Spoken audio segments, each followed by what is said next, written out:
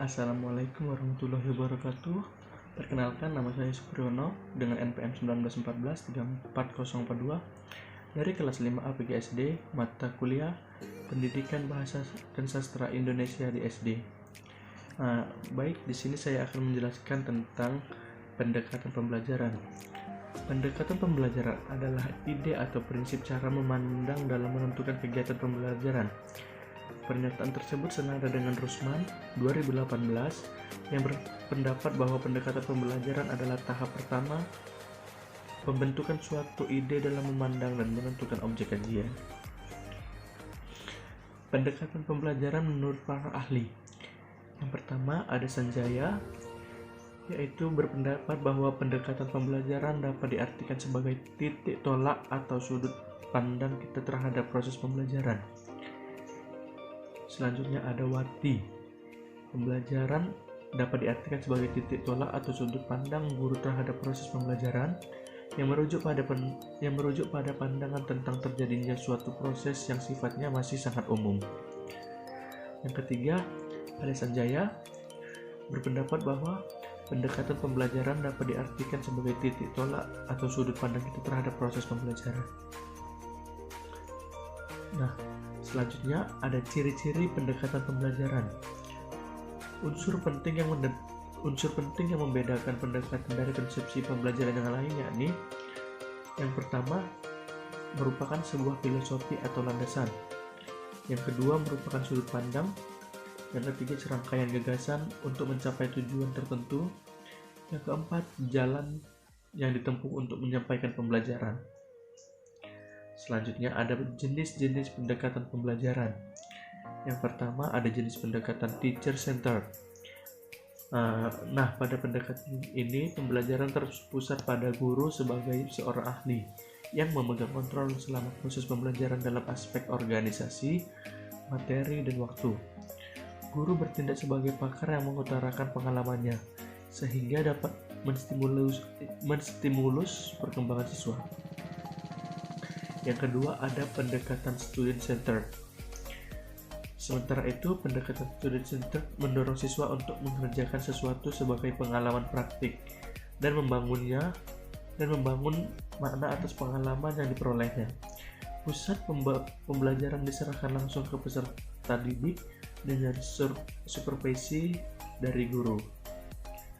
Selanjutnya saya akan menjelaskan tentang macam-macam pendekatan. Yang pertama, pendekatan konstekstual. Ini menuntut siswa untuk berpikir kritis sehingga dapat mengembangkan potensi individu. Hasil belajar melalui pendekatan kontekstual diharapkan dapat lebih bermakna bagi siswa. Yang kedua, pendekatan konstruktivisme guru cenderung mendorong siswa untuk menemukan cara mereka sendiri dalam menyelesaikan permasalahan dan kritis dalam menyikapi berbagai opsi jawaban yang ada. Yang ketiga, penerapan deduktif. Guru akan menerangkan teori, konsep dasar, dan istilah-istilah pada bagian awal pembelajaran. Kemudian diikuti penerapan atau contoh-contohnya. Yang keempat, ada pendekatan induktif. Ini adalah kebalikan pendekatan deduktif, yaitu sebagai pembelajaran bermula dengan penyajian keadaan khusus yang kemudian digeneralisasikan. Yang kelima, pendekatan pemecahan masalah atau problem solving. Siswa didorong menggunakan pengetahuan serta keterampilan yang sudah dimiliki untuk diterapkan pada pemecahan masalah yang jarang ditemui atau masih belum dikuasai. Selanjutnya yang keenam yaitu ada pendekatan open-ended. Seorang guru mengenakan masker saat mengajar di sekolah. Dalam pendekatan ini tujuan utamanya bukan untuk mendapatkan jawaban, tetapi lebih menekankan pada cara bagaimana sampai pada suatu jawaban. Yang ketujuh, pendekatan proses. Dalam pendekatan proses, guru memberikan kesempatan kepada siswa untuk menghayati proses penemuan atau penyusunan suatu konsep. Yang kedelapan, ada pendekatan saintifik. Pendekatan ilmiah mendorong siswa untuk belajar melalui tahapan saintifik. Pendekatan saintifik dalam kurikulum 2013 menggunakan 5 langkah, yakni mengamati, menanya, mengumpulkan data, mengasosiasi, dan mengkomunikasikan.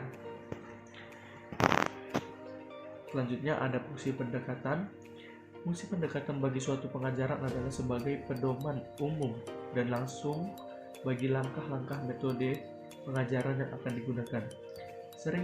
Sering dikatakan bahwa pendekatan melahirkan metode. Artinya metode suatu bidang studi ditentukan oleh pendekatan yang digunakan. Metode pembelajaran lebih bersifat prosedural, yaitu berisi tahapan tertentu, sedangkan teknik dalam cara yang digunakan yang bersifat implementatif. Baiklah, demikianlah penjelasan dari saya. Mohon maaf bila ada kekurangan. Akhirul kalam. Assalamualaikum warahmatullahi wabarakatuh.